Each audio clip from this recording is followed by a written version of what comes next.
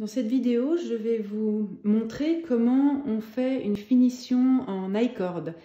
L'I-cord, c'est une petite chaînette. Je vais vous montrer ce que ça donne sur une encolure. Alors, ça c'est mon pull Lily et voilà la finition de chaînette. Donc vous voyez, elle est vraiment très fine. Ça fait vraiment un très joli rendu. Et contrairement à ce qu'on peut croire, c'est très facile à faire. Donc je vais vous montrer ça sur un petit échantillon que j'ai tricoté. Pour faire une encolure, en général, bon, on relève les mailles tout au long du col. Imaginons que c'est ce que je viens de faire.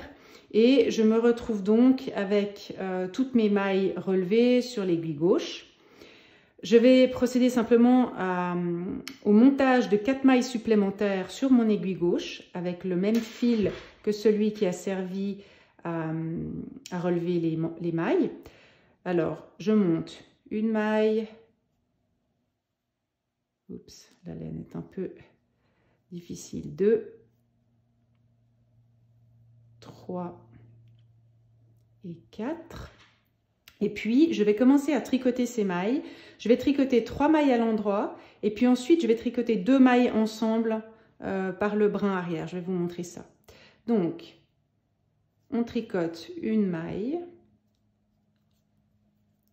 2 mailles et 3 mailles à l'endroit. Et puis, les 2 prochaines mailles, donc une des nouvelles mailles que je viens de créer, et une des mailles qui était déjà sur l'aiguille, on va les tricoter ensemble, mais par le brin arrière. Donc, comme ceci.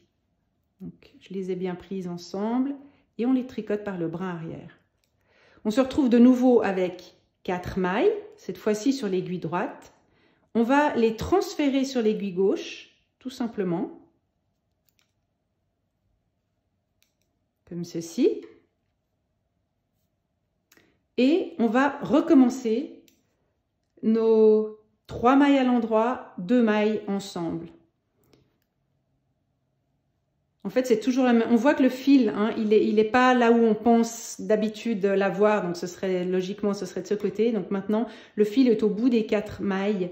Mais c'est totalement normal. On le laisse derrière et on tricote de nouveau 3 mailles à l'endroit.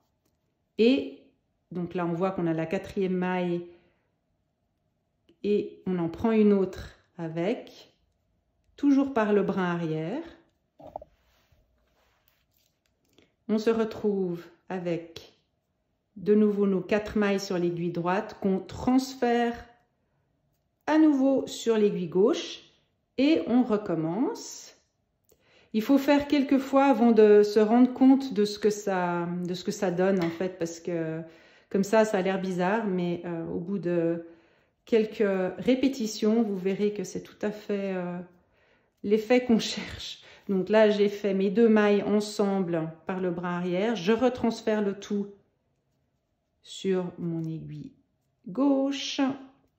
Voilà, et je recommence.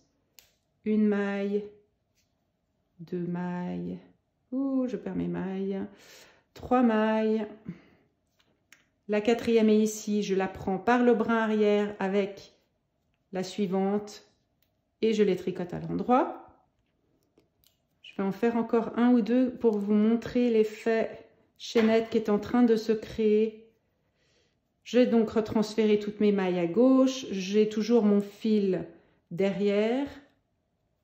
Je continue à tricoter mes 3 mailles endroit, la 4e et la 5e ensemble par le brin arrière, toujours à l'endroit. Je continue à transférer mes mailles à gauche, 3 mailles endroit et les mailles qui suivent, les 2 mailles qui suivent ensemble par le brin arrière. Et là, déjà, on voit la finition en I-cord qui se profile. Donc, ça va être dans le sens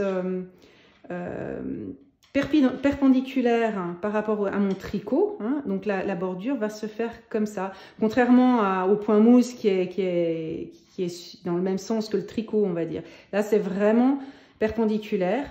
On voit la petite chaînette qui se crée et qui, à la fin, donnera ceci, cet effet-là. Voilà. Pour les raccords en rond, je vous mettrai un lien. Il existe une vidéo très bien faite sur YouTube.